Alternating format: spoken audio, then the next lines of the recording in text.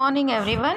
आज हम जो लेसन नंबर 5 है हिस्ट्री का, व्हेन द पीपल रिबल, इसका जो रिमेन पार्ट है उसके बारे में पढ़ेंगे।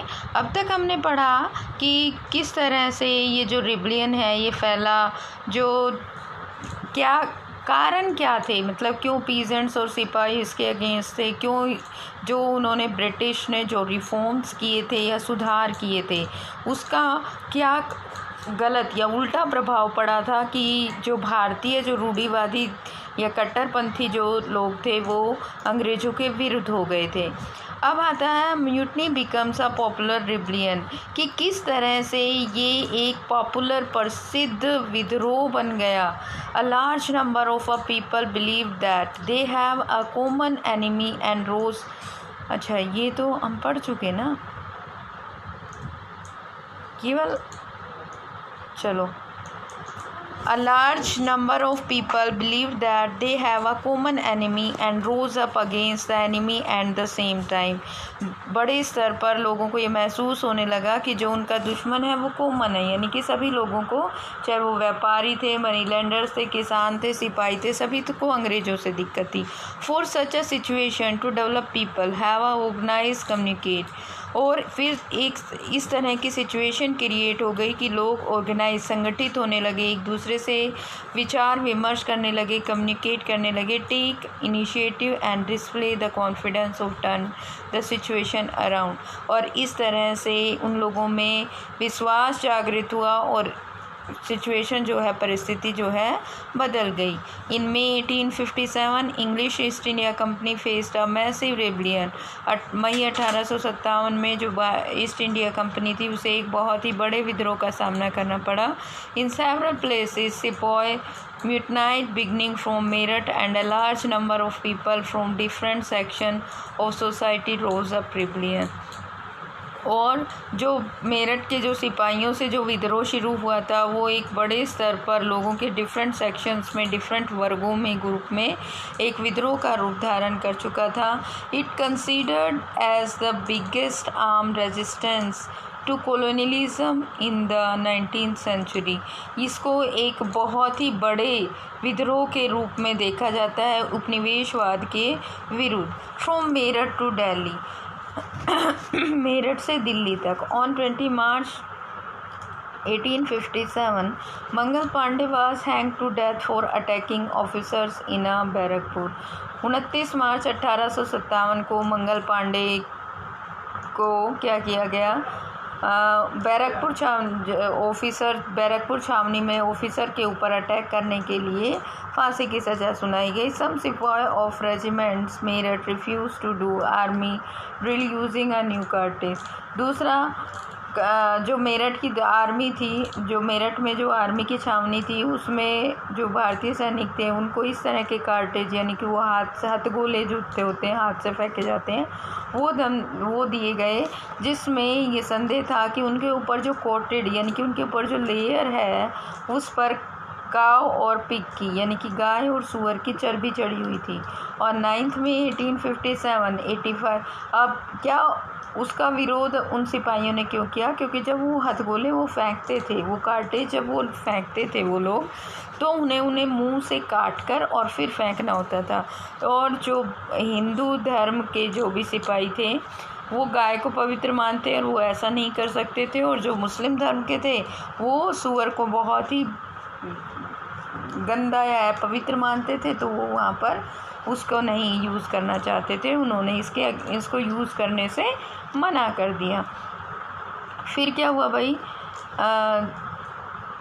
some sepoy of regiment Meerut refused to army drill using the new cartridge, suspected of being coated with the fat of cow and pigs.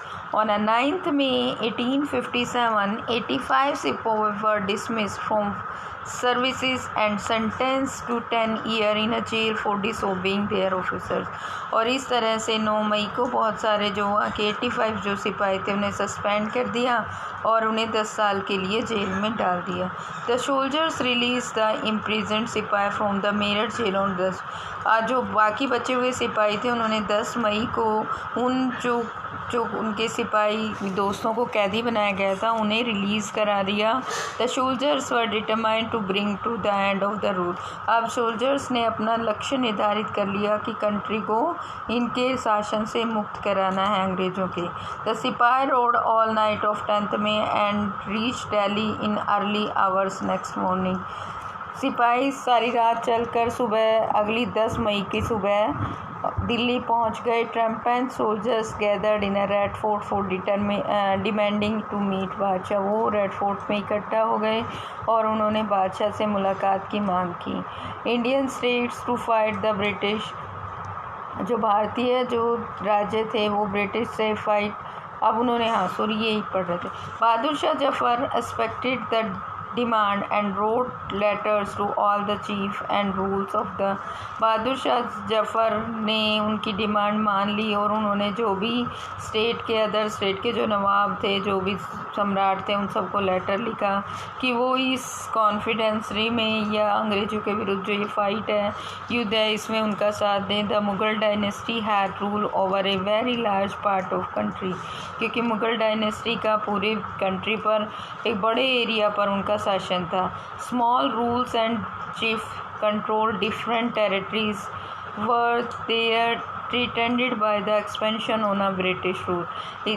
और जो थी जब उनका पूरे भारत पर शासन था, तो जब सेंटर में मुग़ल एम्पायर की शक्तियाँ कमज़ोर होने लगी थी, तो जो छोटे छोटे राजा या नवाब थे उन्होंने अपने आप को स्वतंत्र करना घोषित शुरू कर दिया था। The rebellion separate the British were routed from Delhi and for almost a week. British Delhi में ऑलमोस्ट एक वीक तक घूमने के बाद देयर वाज नो अपराइजिंग, उन्होंने इसको बढ़ने नहीं दिया। Regiments mutant and troops join nodal points like Delhi, Kanpur and Lucknow. नाना शाह जो इस रेजिमेंट के अलावा जो मेन पॉइंट्स है दिल्ली, कानपुर और लखनऊ, वहाँ पर भी मेन जो नवाब थे या देसी राज्य जो सियासतें थी, वहाँ पर उन लोगों ने अंग्रेज़ों का विरोध करना शुरू किया। नाना साहब the adopted son of the Peshwa Bajirao. नाना साहब जो पेशवा बाजीराव के अडॉप्टेड सन थे, proclaimed himself Peshwa, gathered armed force and expelled the British garrison from the city. उन्होंने अपने आप को पेशवा घोषित कर दिया, क्योंकि अडॉप्टेड सन को तो ब्रिटिश मानते नहीं थे, लेकिन फिर भी उन्होंने कर दिया। इन लखनऊ ब्रिजेश कादर प्रोक्लेम्ड, और लखनऊ में जो ब्रिजेश कादर थे उन्होंने अपने आप को नवाब घोषित कर दिया। झांसी की Rani Lakshmibai join the rebel. Jhansi की रानी ने भी इस विद्रोह में इनका अंग्रेज़ों के विरुद्ध भारतीयों का साथ दिया। Tatya Tope and general of Nana Sahab in the Mandla region of Madhya Pradesh. Rani Avantibai Lodhi Ramgarh raised and led a army against the British. इस तरह से जो नाना साहब थे, तात्या टोपे, रानी अवंतीबाई, लक्ष्मीबाई, ये सब अंग्रेज़ों के प्रशासन के खिलाफ उठ खड़े हुए। The British were defeated in A number of battles. A situation of widespread popular rebellion developed in the region of Awadh in a particular। जो ब्रिटिश शासन था उसमें नंबर्स ऑफ बैटल, छोटी छोटी जो लड़ाइयाँ लड़ी गई थी। A situation of wide separate popular rebellion, और इस तरह से ये इस परिस्थिति क्रिएट हुई कि जिसमें एक बड़े विद्रोह को जन्म दिया। Emergence of many new leaders, नए नए नेताओं का उदय हुआ। For example Ahmadullah Shah from Faizabad, Bakht Khan in Delhi, Bakht Khan, और कुंवर सिंह इन बिहार। ये नए राष्ट्रवादी नेता उभर कर सामने आए। अब आती है बात